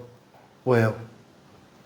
성경을 통해서 내 안에 있는 죄들을, 허물들을 끊임없이 발견해낼 수 있는 거예요. 이게 설교자들이 설교하는 이유예요. 설교자들이 왜 설교하면서 여러분을 정죄하는 것 같이 할까요? 사는 동안 고생하지 않고 살 수 있도록 하는 거예요. 전우무 목사는, 광야교회 가면은 전우무 목사는 아주 뭐 저 구더기 잡아내듯이 주일 예배 때마다 그냥 핀셋을 콕콕 찔러가지고 막 그것만 골라요. 다른 거는 다 자랐고 이렇게 했는데 꼭 그 약점 하나만 건드려서 콕콕 찍어내. 그러니까 아주 재수없지 않겠어요? 저거는 저 인간은 저는 뭐 대단한 게 아니라 제가 해야 되는 일이 그걸 하는 거예요. 근데 그렇게 하는 이유가 뭐예요? 여러분들이 재산이 막 넘쳐나게 되고요. 여러분이 건강하게 되고요. 여러분의 명예가, 여러분의 권세가 더해지더라도 교회에 오면 어떻게 해요? 그거 가지고 천하태평으로 나는 이대로 됐어 하지 못하고 또 그냥 일주일 동안 그 죄 때문에 그냥 하나님 의지하고 살다가 또 이제 그래서 회개하고 그러면 됐다 하면 또 이제 또 콕 찍어내서 결국 뭐 여러분이 이 세상을 살아가는 동안 복받게 하는 길이 뭐예요? 여러분들이 부족함이 없고 평화로운데 여러분 마음을 휘집어 놓는 게 이 목사의 사명이에요. 그러니까 제가 이렇게 뭐 여러분들을 가끔 뭐 개인적으로 하는 것도 아니지만 여러분들이 저한테 뭐 이렇게 정죄당하는 것 같고 이렇게 할 때는 왜 그러는 거다? 병들지 않고, 가난해지지 않고, 비참해지지 않고, 그러니까 하나님이 엄청 복을 주셔도 괜찮을 만큼. 그러니까 여러분이 뭐라고 하면 돼요? 하나님 복 주셔도 돼요. 왜? 우리 목사님은요, 절대로 저를 이 세상에서 편안하게 안 놔두거든요. 콕콕 찍어서 죄를 지적하고 이렇게 해서요, 교회 가면 괴로워져요. 그래서 회개하게 되거든요. 그러니까요, 마음 놓고 복 주세요. 이렇게 기도하실 수 있는 그런 목사가 되기를 바라는 거예요. 이해되시죠? 하나님은 절대 여러분들의 고난을 원치 않으세요. 네?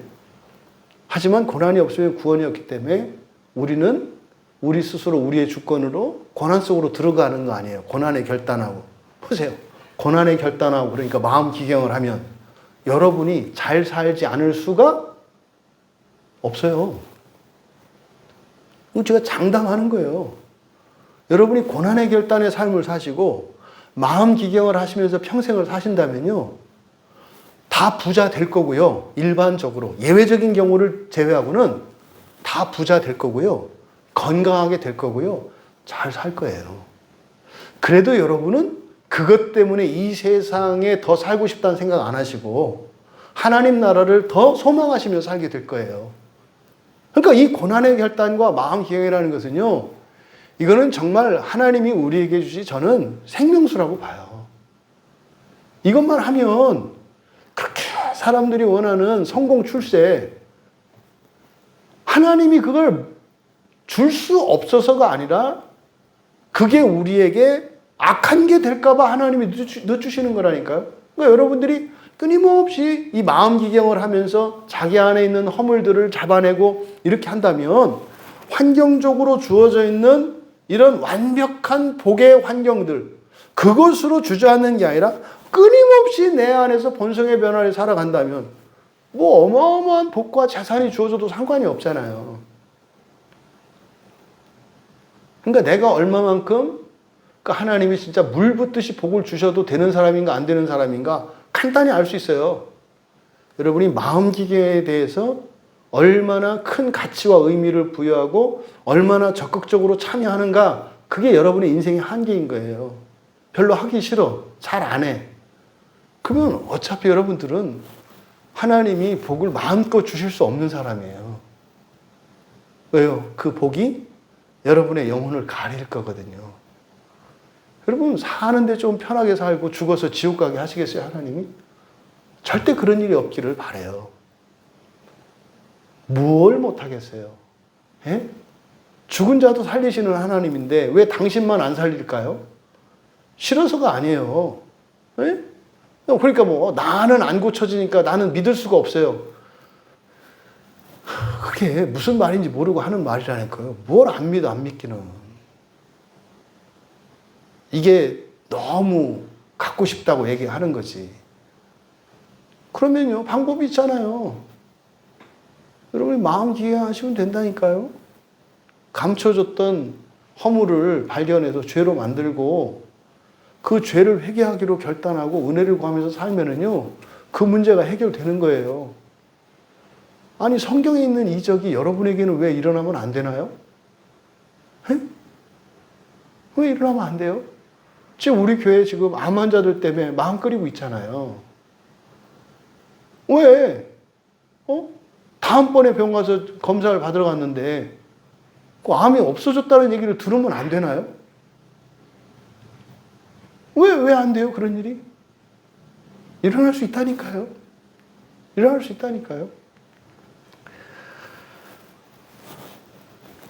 하나님을 가까이 하십시오. 그러면 하나님이 가까이 하십니다. 얼마나 많은 신자들이 팔짱 끼고 하나님한테 오라고 하는지 몰라요.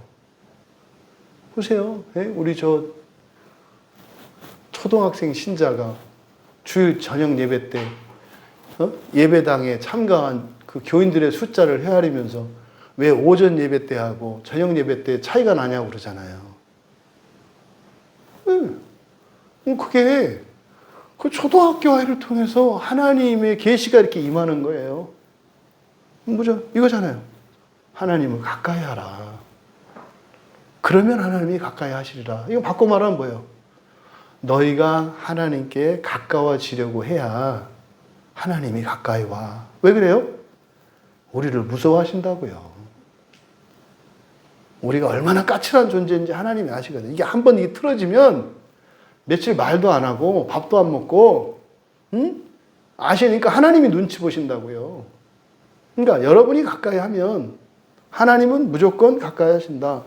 이 말이 참 여기서 앵기조잖아요. 가까이 한다는 이 말이 앵기조인데 앵기조는요. 1차적인 의미는 공간적으로 가까워지는 거예요. 공간적으로. 그러니까 거리죠. 그렇죠? 점점 가까이 나오는 거. 에덴 동산에서 아담과 하와가 죄를 짓고 나니까 그때부터 하나님으로부터 어떻게 돼요? 멀어지기 시작하잖아요. 공간적으로. 멀어지잖아요. 가까이 나오는 거. 공간적인 의미가 있어요. 또 이거는 공간적인 의미를 통해서 우리의 심리적인 거리를 의미하죠. 그러니까요. 공간적으로 가까이 있어도 심리적으로 멀 수 있어요. 그러니까 공간적으로는 멀어도 심리적으로는 가까울 수 있어요. 보세요. 우리 교회 지금 최고 멀리 사는 게 그 연화되어 있는 박남현 집사님 아니에요. 최고로 멀잖아요. 근데 한번 보세요. 여러분 주변에 가까이, 거리적으로 가까이 사는 친인척들보다 그 집사님 더 생각하지 않아요? 심지어는 같이 예배 드리는 사람보다 멀리 떨어져 있는 그 집사님을 더 생각하고 더 가깝게 여길 수 있어요. 그건 뭐예요? 같이 신앙생활하는 사람한테는 한 번도 전화를 안 하는데 거기다가 전화를 해. 이게 뭐예요? 이게 심리적인 거리죠. 그런 거예요. 그러니까 이 공간적인 거리와 심리적인 거리 모두를 충족시키는 것을 말해요. 그러니까 하나님이 우리와 가까워지시는 것은 공간적으로 천국에 계신 하나님이 이 세상을 향해서 예수님이 오고 계시고 있다 했잖아요. 그렇죠? 오고 계세요. 그러니까 하나님 나라가 점점점 오고 있어요. 마치 우주선이 오는 것처럼 오고 있어요. 근데 그것은 동시에 우리의 마음속에서도 어떤 일이 일어나야 돼요? 심리적으로도 주님이 가까워져야 돼요. 그러면요. 심리적으로 가까워지는 거는요. 주님에 대한 그리움이 커지는 거고요. 주님에 대한 사랑이 커지는 거고요. 주님을 생각했을 때 느끼는 좋음이 커지는 거예요. 그러니까 주님만 생각해도 좋아. 이게 심리적인 거리가 가까워지는 거예요. 근데 주님 생각하는데 아무 감동이 없어. 이게 멀어진 거예요. 그런 거죠. 그러니까 여기서 이 앵기조라고 하는 이 말. 그런데 이게 어떻게 해요? 주도권이 누구에게 있어요? 하나님께 있어요? 우리에게 있어요? 조건이 우리잖아요. 너희가 가까이 하면. 그러니까 가까이 하는 주도권은 누구에게 있어요? 우리에게 있어요. 신자에게. 그래서 주도권은 신자에게 있어. 그런 점에서 하나님이 수동적이죠. 잊지 마세요. 욥이 하나님을 오해하는 게 뭐예요? 항상 하나님은 모든 게 절대적이고 주권적이고 능동적이라고 생각을 해요. 하나님도 수줍은 하나님이라니까요. 네? 그 어릴 적 옛날 어릴 적 그 시골에 그 어린 소녀의 수줍음 있잖아요. 이게 좋은데 못 달려나가. 선생님이 가정 방문을 오셨어. 근데 너무 좋아. 근데요, 그 어릴 적 시골 소녀들은 못 나가요. 부끄러워서. 이렇게 숨어가지고 얼굴이 빨개져갖고 좋아 죽겠는데 못 달려나가요. 주님에게 이런 모습이 있다니까요. 주님에게. 그런데요, 선생님이 이리 와. 그럼 어떻게 돼요? 부끄러워하면서 확 달려가는 거예요. 고개를 돌리고 이렇게 달려가는 거예요. 그러니까 하나님에게도 이런 수동적인 모습이 있다. 먼저 너희가 가까이 하면. 그래서 수동적인 하나님의 모습이에요. 그런데 가까이 하실 것이다. 이거는 능동적인 하나님이에요. 그래서 가까이 하는 그 주도권은 우리에게 있어요. 가까이 되게 하시는 주권은 하나님께 있어요. 그러니까 우리는 뭐 하면 돼요? 가까이 할 마음을 먹으면 돼요. 그러면 가까이 되게 하시는 것은 하나님이 하시는 일이에요. 아시겠죠? 이게 굉장히 중요한 원리예요. 그럼 여러분, 신자는요, 자신과 하나님의 거리가 얼마나 되는지를 늘 알 수 있어야 돼요. 왜요? 밀당이 계속되거든요. 그냥 계속 가까워지는 건데, 내 마음 속에서 이렇게 하나님은 일관되게 가까이 오시는데, 우리는 어떻게 해요? 앞으로 갔다 뒤로 왔다, 앞으로 갔다 뒤로 왔다 주저앉고. 이게 우리예요, 우리. 하나님은 계속 가까이 오시지만. 그래서 하나님은 절대적으로 가까이 오시지만 우리는 상대적으로 왔다 갔다 하기 때문에 종말론적으로는 점점 가까워집니다만 우리들의 현실과 심리적으로 느끼는 거리감은 멀어지기도 하고 가까워지기도 하는 거예요. 그래서 나와 하나님 사이의 거리가 가까워지고 있는지 멀어지고 있는지를 늘 생각을 해야 한다. 어떻게 알겠어요? 말씀과 예배예요. 하나님의 말씀인 성경, 들려지는 말씀인 설교. 바로 이 말씀과 설교에 대한 여러분의 태도에 따라서 또 반응하는 정도에 따라서 하나님과의 거리가 가까워지고 있는지 멀어지고 있는지 알 수 있어요. 잘 듣던 설교를 안 들어요. 잘 보던 성경을 안 펴요. 그러면 멀어지고 있는 거예요. 멀어지고 있는 거예요. 또 예배에 나아가는 그 일이 기쁘고 반갑고 막 힘이 나고 달려가요. 가까워지고 있는 거예요. 발이 무거워요. 질질 끌려요. 막 땅속으로 파고 들어가요. 그러면요, 멀어지고 있는 거예요. 그러니까 이거는 여러분 늘 의식하고 살아야 돼요. 하나님과 가까워지고 있는지 멀어지고 있는지 여러분들이 살펴야 한다. 여러분들이 가까이 한다면 하나님이 가까이 하실 것이다. 여러분, 바꿔 말하면 교만하면 하나님을 가까이 하지 않을 것이요. 겸손하면 하나님을 가까이 할 것이다. 여기서 말하는 교만은 뭡니까? 성경을 펴는 횟수, 설교를 듣는 횟수, 예배에 참여하는 횟수나 태도, 그런 거예요. 나는 예를 들어서 일주일에 한 번 예배에 참석하던 사람이 횟수가 늘어. 가까워지는 거죠. 가까워지는 거죠. 또 여러분들이 예배를 참여하실 때 뭐 그냥 힘을 내서 억지로 이렇게 올 때가 있고, 그런데 자꾸 마음이 기뻐지고 즐거워지고 자발적인 게 돼가. 그럼 가까워지는 거죠. 그러면요, 예배의 횟수가 중요한 게 아니라, 근데 중요하지 않은 것도 아니죠. 예배에 참여하는 횟수는요, 하나님과 가까워지는 거리 정도를 가늠할 수 있는 기준이 되는 거예요. 그건 뭡니까? 동일 조건 하에서. 각 사람의 형편에서 예배의 횟수라고 하는 것은 하나님께 가까워지는 정도를 가늠할 수 있는 기준이 되는 거예요. 근데 어떤 사람은 최소한 일주일에 한 번일 수도 있고요. 어떤 사람은 뭐 새벽기도, 수요기도, 금요기도 모든 거일 수도 있어요. 사람과 상황에 따라 다르잖아요. 하지만 각자에게, 이렇게 서로 비교할 것이 아니라 각자에게 있어서 어떤 식으로든지 그런 참여의 횟수가 늘어나고 있어. 가까워지는 거예요. 성경을 보는 횟수나 양이 늘어나고 있어. 가까워지는 거예요. 근데요, 안 하고 있어. 멀어지는 거예요. 그러면은요, 내가 교만해지고 있구나. 교만해지고 있구나. 왜 교만해질까요?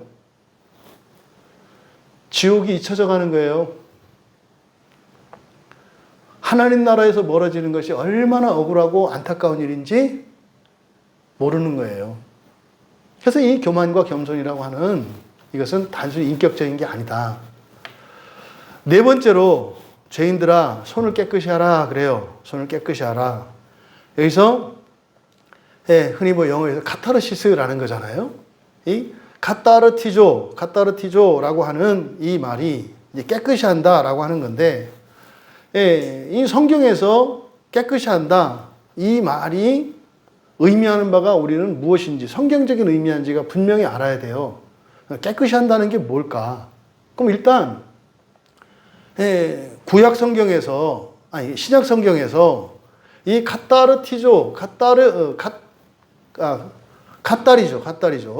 카타리조라고 하는 이 말이 신약 성경에서 의미하는 바가 뭐냐면요. 첫째, 육체의 질병 가운데 나병이 고쳐질 때 이 말을 써요.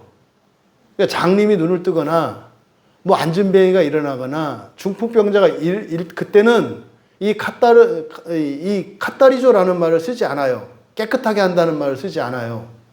근데 이 카타리조가 쓰는 것은 나병, 문둥병이에요. 문둥병 환자가 고쳐질 때만 이 단어를 써요.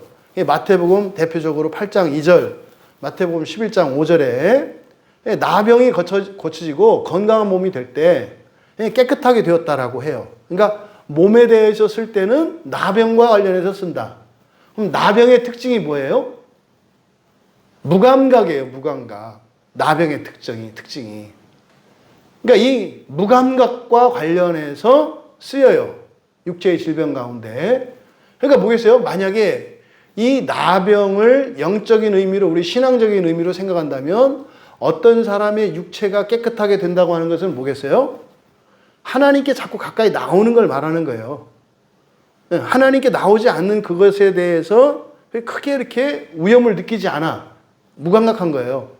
예배를 드려도 그만, 안 드려도 그만, 설교를 들어도 그만, 안 드려도 그만, 들어도 그만, 안 들어도 그만, 또 성경을 봐도 그만, 안 봐도 그만. 이게 영적인 나병의 상태예요. 그러니까 육체와 관련해서 나병과 쓰일 때 이 카타리조가 의미하는 거 우리에게 적용할 때는 뭐겠어요? 여기서 깨끗하게 된다라고 하는 이것은, 그러니까 내가 경건 생활을 하지 않고 하나님의 은혜를 구하지 않는 그것이 뭐 아무런 상관도 없던 사람, 이게 나병의 상태예요. 근데 그게 나한테 심각한 해가 되고 위험하다는 것을 알게 되는 거, 이게 카타리조예요. 또 마음과 관련해서 이 단어가 사용돼요. 마태복음 23장 25절과 사도행전 15장 9절에 마음을 깨끗하게 하는 것. 이 마음, 우리 마음 기경이잖아요. 마음 기경하는 것. 그래서 우리의 마음이, 그러니까 몸의 감각이 살아나고 마음이 깨끗해지고 마음의 불결들이 사라지는 것. 결국 마음의 불결이 육체의 감각을 무디게 하는 나병이 된다는 거거든요. 카타리조와 관련했을 때. 그러면 우리가 하나님 말씀 앞으로 자꾸 나가지 않았다. 성경을 펴지 않고 설교를 듣지 않고 예배 자리에 안 나가. 이게 말하자면 영적인 나병인데 그것의 원인이 마음이라는 거예요. 마음. 이 마음이 어두워지면 그렇게 된다는 거예요. 그러니까 이 마음과 관련해서 이 마음의 부정과 불결, 이런 죄들이 사라지는 것과 관련해서 이 카타리조가 사용된다. 그리고 특이하게 사도행전 10장 15절과 11장 9절에 이게 이제 이달리아 부대의 고넬료의 구원에 관한 본문이거든요. 여기서 율법과 관련해서 이게 사용이 돼요. 율법이 뭐냐면 부정한 거거든요. 율법에서 규정하고 있는 부정한 음식들을 먹으라고 하나님이 천사를 통해서 베드로에게 말씀을 하세요. 근데 이 부정한 것을, 이 더러운 것을 어떻게 먹어요, 주님? 근데 그게 뭐예요? 유대인들이 가지고 있는 잘못된 율법에 대한 이해가 뭐냐면 구원은 유대인들에게만 있다는 생각이었어요. 그래서 이방인들에게 이렇게 하나님의 구원의 은혜가 들어간다는 것은 생각하지 못했다고요. 이게 유대교적 배타성이죠. 근데 그게 율법의 부정이에요. 그러니까 그러니까 율법의 부정이 정결케 되어질 때 이 카타리조라는 말을 써요. 그러니까 결국은요, 다 구원과 관계되죠. 이 카타리조라는 말이. 그래서 이게 핵심적인 게 이제 에베소서 5장에 뭐 우리가 많이 정말 중요시 여기는 말씀 중에 하나가 바로 에베소서 5장 22절에서 33절에 걸친 아내들에게 복종하라, 남편들에게 사랑하라고 하는 이 본문이었잖아요. 근데 이게 신비라 그랬잖아요. 사실 이게 뭐에 관한 거다? 교회에 관한 거다 그랬잖아요. 바로 이 본문에 에베소서 5장 26절에 이 카타리조가 사용되는데 결국 부부의 관계에 거룩함을 회복하고 사랑을 회복하게 해서 완전히 하나 되게 하시는, 그래서 신앙의 그리스도인의 그 가정만 누릴 수 있는 그 사랑, 날마다 커지는 그 사랑, 그것이 결국 사실은 교회를 거룩하게 하기 위한 목적이라는 거예요. 그러니까 에베소서 5장 26절의 말씀은요, 부부의 사랑이 그리고 부부의 신뢰가 커지고 온전해지는 거, 이게 뭐예요? 그래서 남편들더러 아내를 사랑하라고 하는 목적이 뭐예요? 이게 이샤거든요. 이 여자가 교회잖아요. 그러니까 남편이 아내를 사랑하는 것은 무엇을 위한 거예요? 교회를 세우기 위한 거예요. 교회를 세우기 위한 거. 교회를 거룩하게 하기 위한 거. 또 아내들이 남편에게 복종하라고 하는 것은요, 교회의 신랑 대신 하나님 앞에서 겸손하게 되는 거잖아요. 이게 에베소서 5장 26절의 말씀에 놀라운 얘기죠. 아, 이렇게 연결되는구나. 또 요한일서 1장 7절에 이 카타리조가 사람과 관련해서 쓰여요. 사람을 거룩하게 하는 거. 그게 뭡니까? 하나님의 의를 위하여, 부활을 위해서, 부활에 이르게 되는 이 과정, 다시 말해서 하나님의 의를 입어가는 것을 카타리조라고 해요. 하나님 앞에서 흠없이 완전하게 되어가는 거. 이 카타리조입니다. 그러면 손을 깨끗이 씻으라고 하는 것은 뭘까? 손을 깨끗이 씻으라고 하는 것은, 여기서 손을 깨끗이 하라, 이거는 구약 사람, 그러니까 이스라엘 사람들은 딱 알아들어요. 구약에 정통한 사람들은. 손을 깨끗이 해라. 그러면 이게요, 출애굽기 30장 20절과 21절에 보면은 제사장들의 규례에 대해서 나오는데, 회막에 들어갈 때 반드시 제사장들은 물두멍에 있는 그 물로 손을 씻게 돼 있어요. 그러니까 손을 씻으라고 하는 이 의미는 구약적인 배경에서 제사장들에게 주는 말씀이에요. 제사장들에게 회막에 들어갈 때 손을 씻는 거거든요. 그럼 신약의 그리스도인을 지금 누구로 보고 있는 거예요? 제사장으로 보고 있는 거예요. 그럼 회막은 어디예요? 하나님 나라인 거예요. 그러니까 하나님 나라 들어가기 위해서는 거룩한 제사장이 되라고 하는 의미잖아요. 그러니까 하나님께 결국 우리가 교만하지 않고 겸손하게 되는 거, 결국 이것은 절대적으로 하나님께 복종하는 건데, 하나님께 복종한다는 것은 하나님께 가까이 나아가는 것이고, 또 그것을 방해하는 마귀를 대적하는 것이고, 그렇게 하면 그런 과정에서 우리가 그런 전체의 과정을 겸손이라고 말하는 거잖아요. 그러면 이 손을 깨끗이 하는 이 제사장적인 그런 행실이 바로 그 제사장의 그 규례가 우리 그리스도인들의 삶에 대해서 이야기하는 것임을 알게 하는 거잖아요. 그러니까 제사장들이 회막에 들어가는 일은 그 성막에서 제사를 섬기는 거 아니에요. 그렇죠?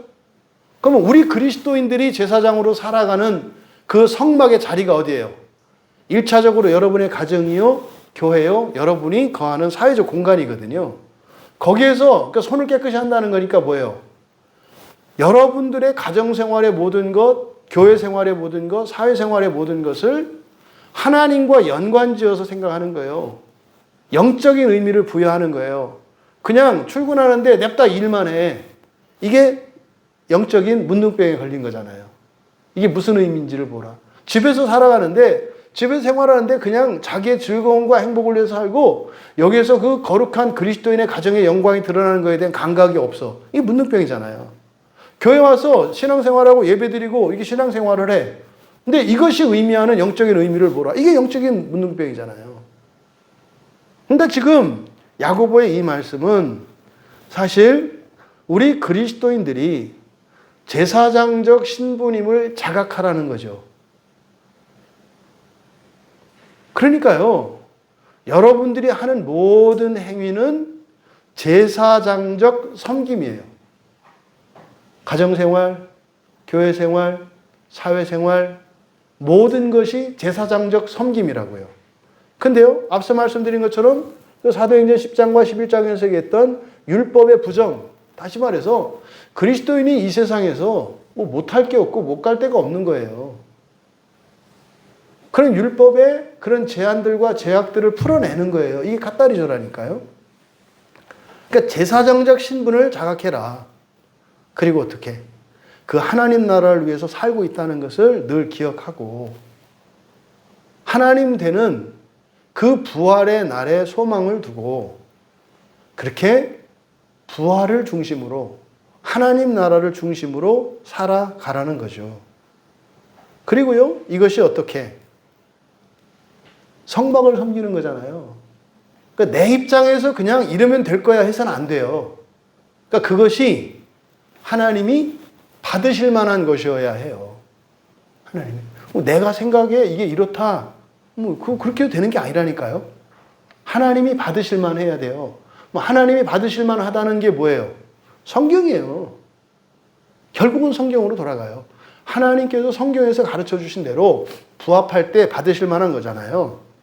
그러니까 그리스도인답게 살아가되 철저하게 성경을 기준으로. 그러면요, 성경에 있는 거 모든 걸 다 알아야 된다는 겁니까? 알아야죠. 그래야 우리 안에 있는 이 감추어진 죄, 이 허물들을 발견할 수 있으니까. 하지만 그걸 다 알기 전까지 그럼 그렇게 살 수 없습니까? 그렇지 않아요. 살 수 있어요. 어떻게 할 수 있어요? 사랑과 생명과 연합이에요. 사랑과 생명과 연합. 이거는 뭐 공부를 많이 해야 되고 뭐 이런 거 아니잖아요. 사랑과 생명과 연합이라고 하는 이 기준을 가지고 보면은 이게 하나님이 기뻐하시는 건지 아닌지 알 수 있다니까요. 사랑이 없어. 성경 공부를 하는데. 그건 하나님이 받으실 만한 거 아니에요. 성경 공부 잘못됐다고 말하는 게 아니에요. 하나님이 받으실 만한 방법이 아니다 이거죠. 예배를 드려. 교회를 다녀. 근데 연합하지 않아. 자꾸 분리하려고 그래. 그럼 하나님이 받으시는 방법이 아니에요. 제가 자꾸 얘기하잖아요. 우리 교회는 오만 종교인들이 다 와도 좋고 무신론자도 와도 좋고 다 왔으면 좋겠다. 어렵겠죠. 그만큼 여러분들이 어렵겠죠. 세상에 별의별 사람들이 그 별종 같은 사람들이 다 오면 얼마나 힘들고 그러겠어요. 그때 되면 옛날이 할지도 몰라요. 그냥 우리끼리 있을 때가 참 좋았는데. 이거 뭐 하나 제대로 그냥 걸리지 않고 넘어가는 게 없고, 사사건건 걸리고, 말도 많아지고, 옛날이요. 뭐 그럴 때가 올 수 있을지 몰라요. 근데 우리는 그걸 바라야 한다. 왜요? 그게 하나님이 이 땅에 교회를 두신 목적이니까. 또 사실은 우리가 그랬거든요. 우리가 과거에 그랬거든요. 그러면서 우리가 겸손해져 가는 거죠. 여러분, 여기까지만 뒤 이어서 두 마음을 품은 자들아 이어지는 11절까지 이어지는 내용은 다음 주에 살펴보도록 하겠습니다. 우리 말씀을 생각하며 잠시 기도하는 시간을 갖겠습니다. 여러분, 여기서 교만한 자 되지 말고 겸손한 자 되라. 이거는 그냥 어떤 인간적인 겉으로 드러난 행실이나 이런 처세에 대한 얘기가 아니다. 영적으로 보다. 이거는 첫째 부활에 대한 이야기고, 지옥하고는 절대로 얼씬도 하지 않고 영광스러운 부활로 하나님 나라 들어가는 것을 의미한다. 이것이 여러분들의 목표로 확정되기 전에는 지금 여기서 주신 말씀들을 따라 살아가야 할 이유를 여러분들이 못 찾아요. 여러분들이 그냥 이렇게 막 해야지 이렇게 생각하지 마시고 먼저 여러분이 확정을 하셔야 돼요. 선택을 하셔야 된다고. 지옥에 잠깐 들렸다 갈 거냐? 나는 지옥에 절대로 가지 않을 거냐를 먼저 확정하셔야 돼요. 그리고 그 하나님 나라의 영광의 기쁨에 완전히 참여하기를 원하느냐? 아니면 부분적으로 참여하길 원하느냐. 이걸 여러분들이 먼저 확정하셔야 해요. 그랬을 때 여러분이 정말 지옥에는 얼씬도 하지 않고 영광스러운 하나님 나라의 그 모든 유업을 하나도 빠짐없이 완벽하게 누리고 싶다고 하는 이 목표를 여러분이 견고하게 붙잡았을 때, 그러면 이 성경은 여러분께 돼요. 이 성경은 여러분께 돼요.